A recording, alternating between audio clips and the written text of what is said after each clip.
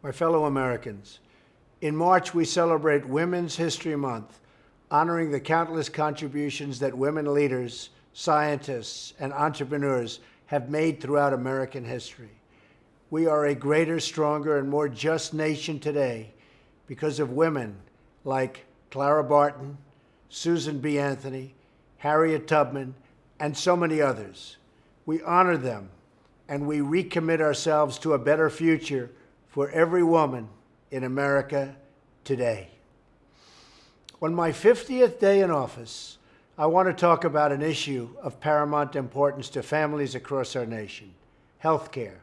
7 years ago this month, Obamacare was signed into law over the profound objections of American people.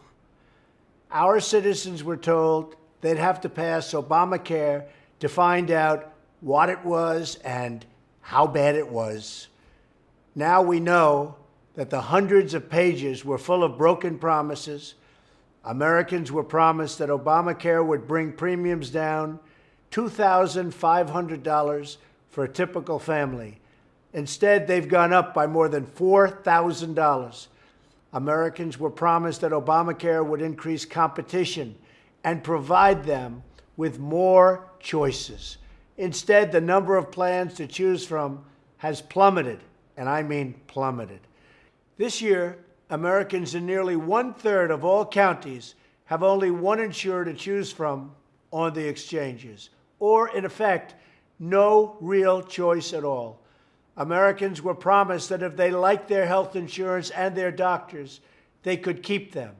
Instead, millions of Americans lost the insurance and lost the doctor that they liked, and were thrust into a cold new reality of higher costs and less coverage. Through 7 long years of botched rollouts, soaring costs, cancel plans, and bureaucratic mandates, Americans have called out for relief. And relief is what we are determined to give them. I want every American to know that action on Obamacare is an urgent necessity. The law is collapsing around us, and if we do not act to save Americans from this wreckage, it will take our health care system all the way down with it. If we do nothing, millions more innocent Americans will be hurt and badly hurt. That's why we must repeal and replace Obamacare.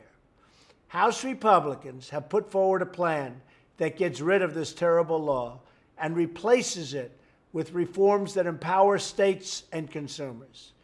You will have the choice and the freedom to make the decisions that are right for your family. The House plan follows the guidelines I laid out in my recent address to Congress: expanding choice, lowering costs, and providing health care access for all. This plan is part of a 3-pronged reform process. In concert with the plan in front of Congress, I have directed Dr. Tom Price, our Secretary of Health and Human Services, to use his authority to reduce regulations that are driving up costs of care.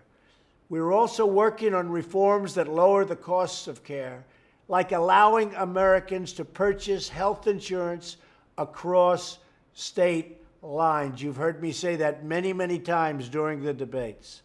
I encourage Democrats to work with us to improve the health care system for the American people. Also, we will be driving down the costs. We will deliver relief to American workers, families, and small businesses who right now are being crushed by Obamacare by increasing freedom, choice, and opportunity for the American people. Thank you very much.